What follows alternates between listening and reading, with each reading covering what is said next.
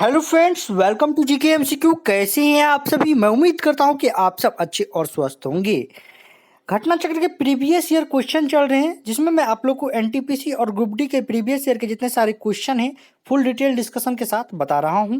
और आप लोग की आज जो यह क्लास है, आज क्लास 6 है। इससे पहले जितनी सारी क्लास हो चुकी है उसका एक प्लेलिस्ट बना हुआ है घटना चक्र सामान्य अध्ययन के नाम से। प्लेलिस्ट आप लोग को आई बटन पर और डिस्क्रिप्शन बॉक्स में मिल जाएगा, आप लोग चेकआउट कर सकते हैं। प्लेलिस्ट का नाम है घटना चक्र सामान्य अध्ययन। आप लोग को यह बुक परचेज करना है, डिस्क्रिप्शन बॉक्स में लिंक है, जाके परचेज कर सकते हैं। बुक काफ़ी अच्छी है। और जो भी चैनल पर नए हैं, चैनल को सब्सक्राइब करके बेल आइकन को प्रेस कर लीजिए, ताकि आगे क्लास की नोटिफिकेशन आपको मिलती रहे और जो भी इस चैनल पर हो आपको उसका अपडेट मिलता रहे। और इस वीडियो को लाइक कर दीजिए और जहां भी शेयर करने का मौका मिलता है शेयर कर दीजिए। और वीडियो को पूरा पूरा अंत तक देखिए और बताइए कि वीडियो आपको कैसा लगा। चलिए हम लोग क्वेश्चन स्टार्ट करते हैं। एक मैकेनिक एक पीतल के प्लग को एक स्टील की प्लेट जिसके मध्य में एक छेद है में कसकर लगाना चाहता है। इसकी अच्छी पकड़ तब होगी जब क्या होगा? इसकी अच्छी पकड़ तब होगी जब पीतल का प्लग ठंडा और स्टील की प्लग प्लेट गर्म की गई हो, तभी होगा ऐसा। गर्म स्टील, इसकी व्याख्या देख लेते हैं। गर्म स्टील के प्लेट में बना छिद्र उष्मीय प्रसारण के कारण बड़ा होता है और छिद्र में पीतल का प्लग डालने के बाद जब स्टील की प्लेट ठंडी होती है तो उसका संकुचन होता है और प्लग छिद्र में जकड़ उठती है। चलिए हम लोग आगे बढ़ते हैं। किसी पिंड के वेग समय ग्राफ सरल रेखा में आता है तथा मूल बिंदु से गुजरते हुए एक्स अक्ष को छूता है। पिंड गतिशील है। पिंड जो गतिशील होता है वो समान त्वरण के लिए गतिशील होता है। वेग समय ग्राफ की सरल रेखा समान त्वरण को दर्शाती है, क्योंकि समान समय अंतराल के समान वेग परिवर्तन होता है। एक मोटर जिसका द्रव्यमान 500 किलोग्राम है 15 मीटर पर सेकंड के वेग से गतिशील है। ब्रेक लगाने के 5 सेकंड बाद उसकी गति 5 मीटर पर सेकंड हो जाती है। ब्रेक द्वारा उत्पन्न प्रतिरोध बल का मान होगा। तो ब्रेक द्वारा उत्पन्न प्रतिरोध जो बल का मान होगा वो होगा 1000 न्यूटन। मोटर का प्रारंभिक वेग u है आप लोग को 15 मीटर पर सेकंड। अंतिम वेग जो है v 5 मीटर पर सेकंड है। समय t 5 सेकंड है। त्वरण a हमको निकालना है। ब्रेक लगाने के बाद जो होगा v u प्लस at होता है। और हम लोग यहाँ पे सबका मान रखते जा रहे हैं। v बराबर 5, u बराबर 15 माइनस a हमको निकालना है और t हमको 5 दिया हुआ है। तो यहाँ पे हम लोगों को निकल गया 15 माइनस 5 बराबर 5a। तो हो गया हमको a बराबर 10/5 2 मीटर पर सेकेंड। ब्रेक लगाने से उत्पन्न जो प्रतिरोध होता है बल F बराबर ma होता है। तो 500 इंटू 2 तो 1000 न्यूटन यहाँ पे आंसर हो गया। तो वार्नियर की अल्पतमांक की व्याख्या है। तो वार्नियर की जो अल्पतमांक की जो व्याख्या है, इसकी व्याख्या हम लोग देख लेते हैं। और जो है ये होता है मुख्य पैमाने के एक खाने का मान बटा वार्नियर पैमाने के कुल खानों की संख्या, जो कि हम लोग के सी नंबर ऑप्शन में दिया है कि मुख्य पैमाने के एक खाने का मान और वार्नियर के कुल खानों की संख्या का जो अनुपात होता है उसी को हम लोग कहते हैं वार्नियर की अल्पतमांक की संख्या। चलिए हम लोग आगे बढ़ते हैं। एक पिंड को ऊपर की ओर ऊर्ध्वाधर फेंका गया है, तब वह जो है 10 मीटर की एक ऊंचाई तक पहुंचता है। उसका जी का जो मान होता है 9.8 मीटर पर सेकेंड स्क्वायर है। तो वह वेग ज्ञात करे जिससे पिंड को ऊपर की ओर फेंका गया है। तो जब पिंड को ऊपर की ओर फेंका जाता है तो हम लोग का फॉर्मूला लगता है बी स्क्वायर बराबर u square plus minus 2gh। तो ऊपर की ओर फेंका गया है तो जी जो होगा यहाँ पे ऋणात्मक होगा, इसलिए जो है नीचे की ओर जो फेंका जाता है ऊपर से तब जो है धनात्मक होता है। तो ऊपर की ओर फेंका गया है तो जी ऋणात्मक होगा, तो यू स्क्वायर माइनस 2gh होगा। और यहाँ पे हम लोग वी स्क्वायर बराबर यू स्क्वायर माइनस 2gh बराबर फॉर्मूला लगाते हैं। यू स्क्वायर बराबर होता है हम लोग को वी स्क्वायर बराबर यहाँ पे 0 हो जाता है। You square minus 2 into 9.8 into 10, तो यू स्क्वायर हम लोग इक्वल करते हैं तो हम लोग को 196 होता है। और जो कि 14 का वर्ग है तो 14 मीटर पर सेकंड होता है। तो यहाँ पे चलिए हम लोग इस क्वेश्चन को डिस्कस करते हैं। किसी पिंड का गुणधर्म जो विश्व में अपनी स्थिति से स्वतंत्र है तो वह संहति है। किसी पिंड की संहति मास स्थान निरपेक्ष होता है और किसी भी स्थान पर उसके मान में कोई परिवर्तन नहीं होता है, जबकि घनत्व, भार और आयतन परिवर्तनीय होते हैं और संगति को ही द्रव्यमान कहते हैं। चलिए हम लोग आगे बढ़ते हैं। एक चलती हुई कार और एक रेल इंजन दोनों में समान गतिज ऊर्जा है, किसका वेग संवेग ज़्यादा होगा? तो संवेग जो ज़्यादा होगा वो होगा आपको रेल इंजन का। माना कार का द्रव्यमान जो है m1 है तथा रेल इंजन का द्रव्यमान m2 है। ये दोनों v1 और v2 वेग से गतिमान है, इनकी गतिज ऊर्जा k है। यदि इनके संवेग क्रमशः p1 और p2 हैं तो किनेटिक एनर्जी हाफ mv² होता है। तो यहाँ पे जो है m1 और v1² दिया है, m2 और v2² दिया हुआ है, दोनों को बराबर किया है। m1 और v1 को p1 का स्क्वायर किया है बाय 2m में स्क्वायर किया है। इसी प्रकार k बराबर हो जाता है p2 का स्क्वायर बाय 2m का स्क्वायर। प्रश्नानुसार कार एवं रेल इंजन में समान गतिज ऊर्जा है, तो अतः p1 square by 2m1² by p2 square by 2m2। तो p1 बाय p2 को हम लोग रूट अंडर m1 m2 करते हैं, तो यहाँ पे जो होता है p क्या हो जाता है, अतः भारी वस्तु जो है रेल इंजन के संवेग से अधिक हो जाता है, क्योंकि p जो समानुपाती रूट m का हो जाता है। चलिए हम लोग आगे बढ़ते हैं। क्रायोजेनिक इंजनों का प्रयोग निम्नलिखित में से किसमें होता है? तो क्रायोजेनिक जो इंजनों का प्रयोग होता है वो रॉकेट प्रौद्योगिकी में होता है। क्रायोजेनिक इंजनों का प्रयोग रॉकेट प्रौद्योगिकी में किया जाता है। अति निम्न ताप पर भरे एवं प्रणोदक ईंधनों का सहजता के साथ प्रयोग कर लेने वाले इंजनों को ही क्रायोजेनिक इंजन कहते हैं। क्रायोजेनिक इंजन में प्रणोदक के रूप में द्रव हाइड्रोजन एवं द्रव ऑक्सीजन का प्रयोग होता है, जो प्रक्षेपण यान रॉकेट को अधिक शक्ति प्रदान करता है। साधारण मशीन की क्षमता सामान्यतः दर्शाई जाती है। साधारण मशीन की क्षमता सामान्यतः किलोवाट में दर्शाई जाती है। कोई भी मशीन प्रति सेकंड जितना लाभदायक कार्य यूजफुल वर्क करती है उसी शक्ति पावर कहते हैं, और इसे एसआई मात्रक वॉट में मापा जाता है, और मशीन की क्षमता सामान्यतः किलोवाट में दर्शाई जाती है। निम्नांकित में से कौन सा श्रेणी 1 लीवर का उदाहरण है? तो प्लायर जो है श्रेणी 1 लीवर का उदाहरण है, क्योंकि इसका आलम्ब यानी फलक्रम भार और आयाम के बीच में होता है। इस श्रेणी के उत्तोलकों में यांत्रिक लाभ एक से अधिक और एक से कम अथवा एक के बराबर भी हो सकता है, जैसे कैंची, हैंडपंप, पिलास आदि। चलिए हम लोग आगे बढ़ते हैं। लेंज का नियम किसके संरक्षण के नियम का नतीजा है? तो ऊर्जा के संरक्षण का नियम का नतीजा है। लेंज का नियम ऊर्जा संरक्षण के नियम का परिणाम है। इसके अनुसार किसी परिपथ में प्रेरित धारा की दिशा सदैव इस प्रकार होती है कि वह कारण का विरोध करती है, इसके कारण वह उत्पन्न होती है। चलिए हम लोग आगे बढ़ते हैं। पार्श्व विकृति और अनुदैर्ध्य विकृति के अनुपात को कहते हैं तो पाइसन अनुपात कहते हैं। जब किसी लंबी छड़ को खींचा जाता है तो उसकी लंबाई बढ़ जाती है, किंतु व्यास घट जाता है, और व्यास में परिवर्तन तथा प्रारंभिक व्यास के अनुपात को पार्श्व विकृति, अनुप्रस्थ विकृति, लैटरल स्ट्रेन कहते हैं, तथा लंबाई में वृद्धि और मूल लंबाई के अनुपात को अनुदैर्ध्य विकृति कहते हैं। इन दोनों विकृतियों के अनुपात को पाइसन अनुपात यानी पॉइजन्स रेशियो कहते हैं। चलिए हम लोग आगे बढ़ते हैं। निम्नलिखित में से कौन सा पॉजिटिव ड्राइव है? तो पॉजिटिव ड्राइव जो है वो गियर ड्राइव जो होता है वो पॉजिटिव ड्राइव होता है। गियर ड्राइव पॉजिटिव ड्राइव है क्योंकि इसमें गियर दोनों के द्वारा एक दूसरे से फंसे होते हैं तथा इनके फिसलने अथवा मिस करने की संभावना नगण्य हो जाती है, जबकि अन्य ड्राइवों में गियर्स न होने के कारण फिसलने की संभावना अधिक है। एक गेंद किसी ऊंचाई इमारत की छत से अचर त्वरण 9.8 मीटर पर सेकंड से गिराई जाती है।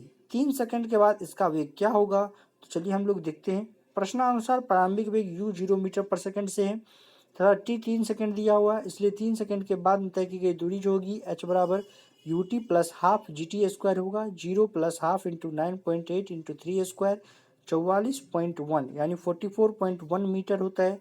और फिर 3 सेकंड के बाद जो है गेंद का वेग होता है b बराबर root under u² plus 2dh। फिर हम सबका मान रखते हैं और हमको फिर 29.4 मीटर पर सेकंड आ जाता है कैलकुलेशन करने के बाद। यदि आपको कुछ भी समझ में नहीं आ रहा है तो आप हमें व्हाट्सअप कर सकते हैं इस नंबर पर, आपको वहाँ पे डिटेल से बता दिया जाएगा। यहाँ स्क्रीन छोटी हो जाने की वजह से मैं डिस्कस नहीं कर पाता हूँ और वहाँ पे मैं आप लोग को सॉल्व करके बताऊँगा। ये व्हाट्सअप नंबर है, आप लोग व्हाट्सअप पे मैसेज कर सकते हैं क्वेश्चन नंबर, और वहाँ पे आपको डिस्कस के साथ बता दिया जाएगा। चिमटा फायर टोंगस किस प्रकार के उत्तोलक का उदाहरण है?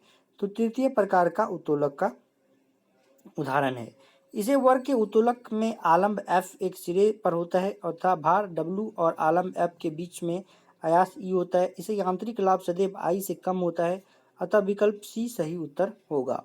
एक गेंद को क्षैतिज से किस कोण पर फेंकें कि वह अधिकतम क्षैतिज दूरी तय करे। 45 डिग्री के कोण पर एक गेंद को क्षैतिज से 45 डिग्री के कोण पर फेंकने पर वह अधिकतम दूरी तय करती है, और किसी प्रक्षेप को क्षैतिज से किसी कोण पर फेंके जाने पर उसके द्वारा चली गई क्षैतिज दूरी या प्रास जो होता है r बराबर u square sine 2 theta by g होता है, जहाँ पर u प्रारंभिक वेग है तथा 0 प्रक्षेप का प्रारंभिक कोण है। r बराबर यू स्क्वायर साइन 2 थीटा होता है बाई जी होता है, यू स्क्वायर बराबर साइन 90 बाय जी होगा, जहाँ पर साइन 90 का मान साइन के किसी मान के लिए अधिकतम है, अतः 0 बराबर 45 डिग्री पर प्रक्षेप का प्रास अधिकतम होगा। निम्नलिखित में से किस जगह जी का मान सर्वाधिक होता है। तो अंटार्कटिका में किसी स्थान पर जो जी का मान होता है वो सर्वाधिक होता है। जी का मान सबसे अधिक ध्रुवों पर होता है। इसका न्यूनतम मान विषुवत रेखा पर होता है। पृथ्वी के घूर्णन गति के बढ़ने पर जी का मान कम था, घूर्णन गति घटने पर जी का मान अधिक हो जाता है। वैज्ञानिकों का उनके आविष्कारों से मिलान कीजिए। तो हम लोग यहाँ पे देख रहे हैं, डायरेक्ट हम लोग मिलान ही कर देते हैं।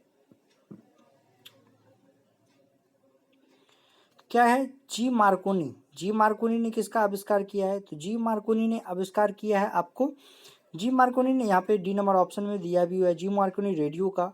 जे एल बेयर्ड ने किया है आपको टेलीविज़न का। और फिर अलेक्जेंडर ग्राहम बेल, इन्होंने टेलीफोन का किया है।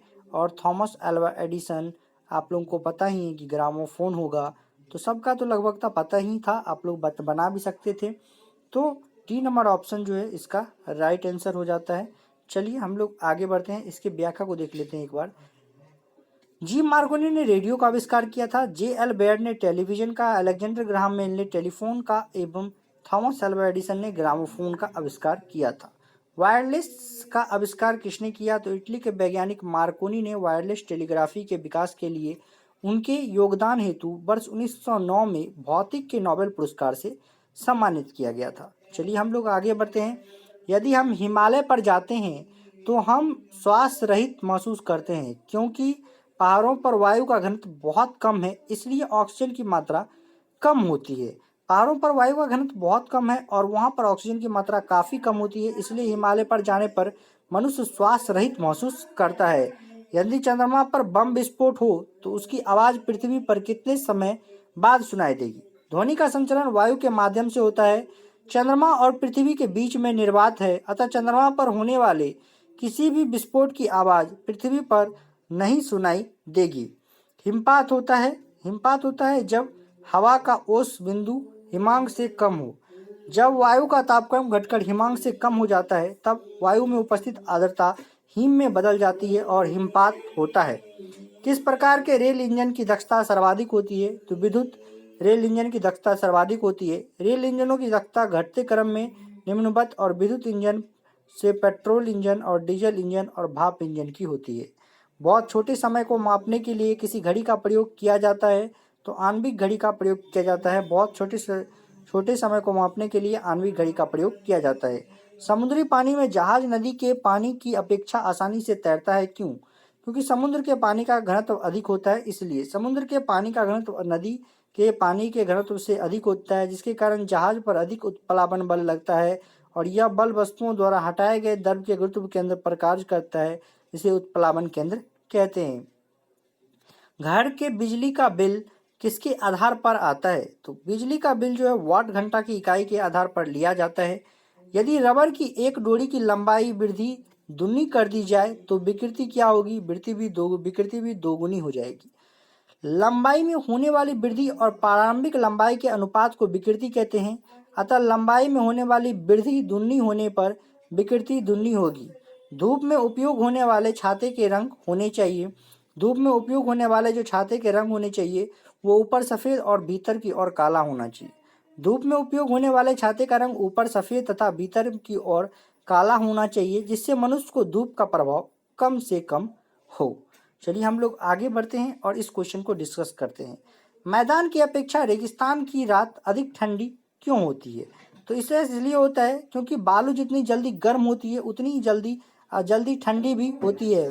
पेड़ पौधे, रेगिस्तान की बालू जितनी जल्दी गर्म होती है उतनी ही जल्दी ठंड होती है, इसलिए रेगिस्तान दिन में अत्यधिक गर्म और रात में अधिक ठंडा होता है।